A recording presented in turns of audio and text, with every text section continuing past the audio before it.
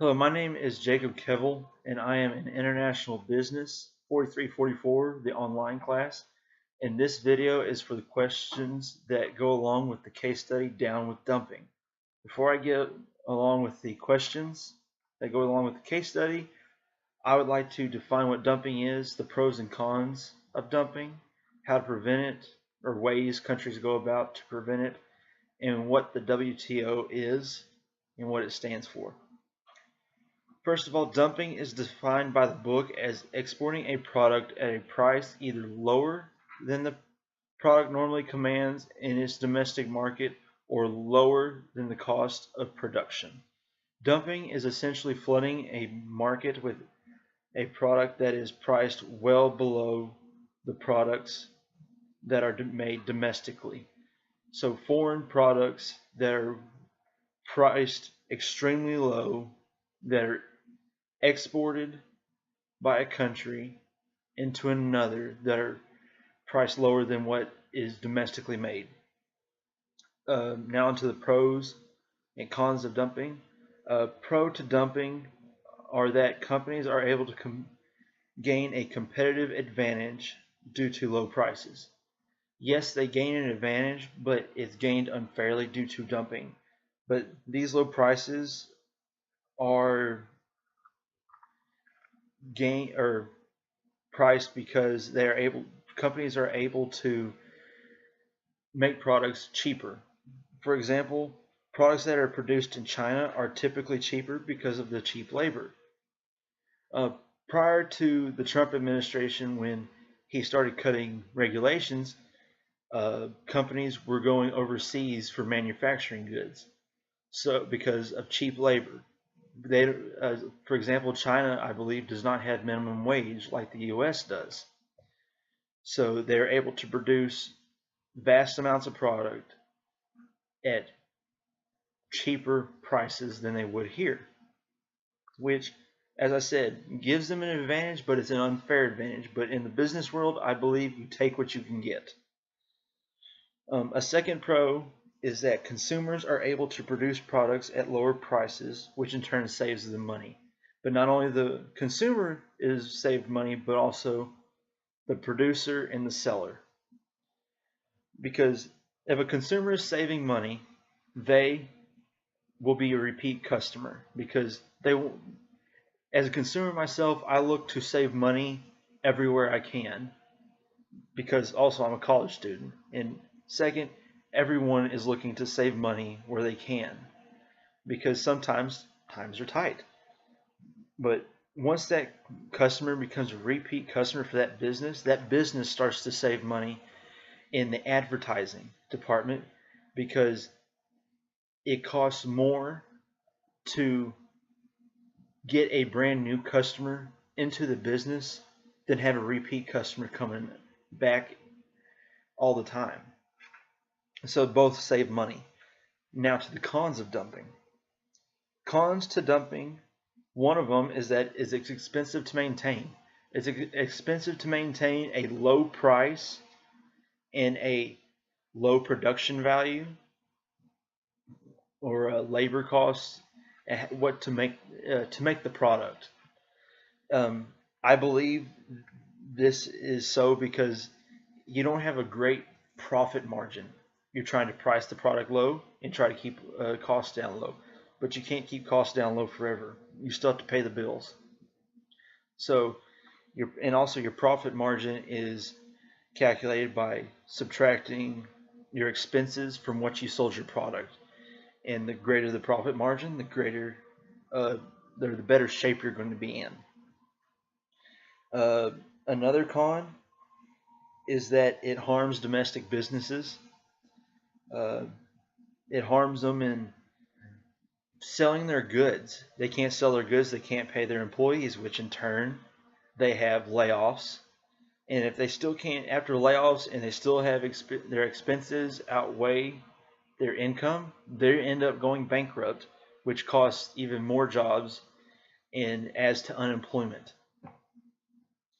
A third con is trade partners may retaliate against those that are dumping. They may retaliate in tariffs or taxes, which I'll discuss in a little bit. They might back out of trade deals. And another con is the WTO, or the World Trade Organization, may get involved if dumping is concerned, which I'll discuss the WTO in a little bit as well. A couple ways to prevent dumping is simply threatening to impose a tariff. First, before I get into it, I would like to discuss what a tariff is. A tariff is a tax that is placed upon imported goods into a country. And tariffs are good and bad. They are taxed, give the country that it places a tax on imported goods, but tariffs are hard to remove, and they're rarely removed once they are placed. They are costly to companies and governments, and they're costly in the form of both time and money because of debating whether a tariff is fair to be placed upon a certain good. And also, tariffs help prevent dumping because fear motivates companies not to place their goods at a low value because of the fear of a tax being placed upon that good, which will possibly cause consumers not to buy it because it's placed so high. But now back to what I was talking about to prevent dumping from happening, besides just a tariff, is threatening a tariff. For example, President Trump, when he entered office, warned Canada, or threatened Canada, that the U.S. would impose a 20% tariff on its $10 billion lumber exports to the U.S.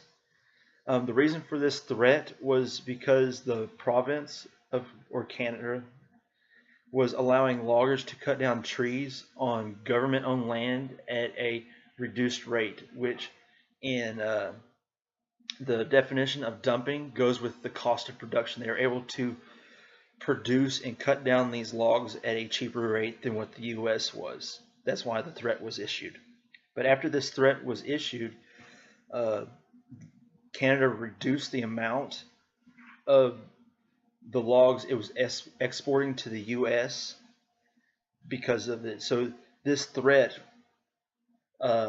prevented the possibility of dumping. Another way to prevent dumping is to impose anti-dumping tariffs, which is a tariff against dumping, a tax against dumping.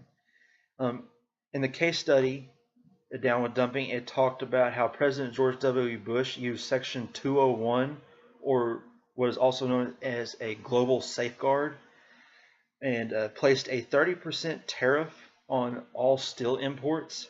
The reason for this was because the steel industry in the U.S. was suffering and was not doing as well because of what I suspect was that we were not able to produce the steel as cheaply as other countries were. And these countries were Brazil, the EU or European Union, any country in Europe, Japan, and South Korea. Also, the United States government the United States government also placed a 100% tariff on all shrimp imported from both China and Vietnam because it was believed they were dumping this product on the U.S. market. See, a tariff was placed just because it was suspected that both China and Vietnam were suspected of dumping shrimp on the U.S. market. Also, to prevent dumping is to get the WTO involved. The WTO is an international organization that regulates trade among different nations, all over the world. The WTO has a specific definition for dumping, and due to this specific definition, a country must prove certain aspects, certain requirements, I guess, the WTO has for them to get involved. One of the first requirements is the country must prove that a country is dumping, the dumping a country is performing is harming local industries. Second, they must show that prices are much lower than domestic prices. For this, the WTO asks for 3 calculations of this price. They need the price of the exporter's domestic product. They need the price charged by the exporter in another country for comparison. And they need a calculation based on the exporter's production costs, variable and other expenses, and reasonable profit margins. Lastly, to prove dumping, for the WTO to get involved, is that the disputing country must be able to demonstrate what the normal price of the product should be in their country. And after all these are proved, the WTO might get involved, but from what I've read, there's no guarantee. Now for the questions that the case study presented. The first question, 6-19. People love finding a bargain on their favorite items while shopping, but few people would likely want those items made in the home market. Which would create jobs if it meant paying a higher price for them? Do you agree with this sentiment? Explain. I disagree with this sentiment because I view a higher price as a higher form of quality compared to a low price and a low form of quality, or low quality of a product. That's how I view price ranges, because as it stated in the question, people love finding a bargain. Who doesn't like finding a bargain? But when I find a bargain, in my head, I start thinking, what's wrong with this product? Why is it so cheap? And then I look to the side and there's a more expensive product. I'm like, they're proud of that one. There's probably nothing wrong with that one. But what's wrong with this one?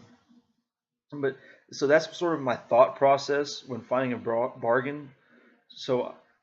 And if it's domestically made, I'm probably going to buy it. I'm more likely to buy it than foreign made. And if it contributes jobs to the U.S., I'm all for it. More money circulation in the U.S., that's great. But I can see where people are coming from when they want a low product or low price product, because as a college student, you can't buy all that you want at the higher quality, or even if you're strapped for cash. A family money's tight, I understand that. But when I go to the store and say I need to trim trees for my rent house in Stephenville, I buy a $100 chainsaw. I use it once. Second time I go out to use it, it breaks automatically.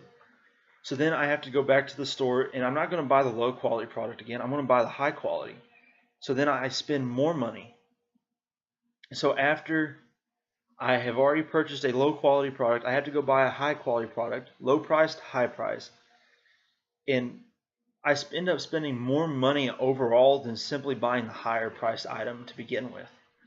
And I guess that's my viewpoint on the first question. I don't agree. I'd rather buy high quality products for a higher price. The last question, 6-20. Do you think people from different cultures would respond differently to the above question? If so, explain. I believe people from other cultures would respond differently because we're all different. We all have different viewpoints. We don't get along by no means all over the world, so we're going to view things differently. I believe buying in domestically made products. I believe buying local made products because I like to know where my food comes from.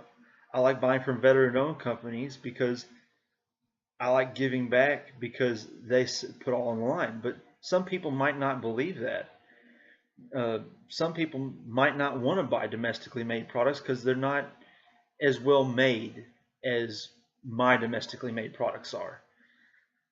As for example, say somewhere in South America, their domestically made product probably isn't up to standards to what I would want, but yet they have imports from the U.S.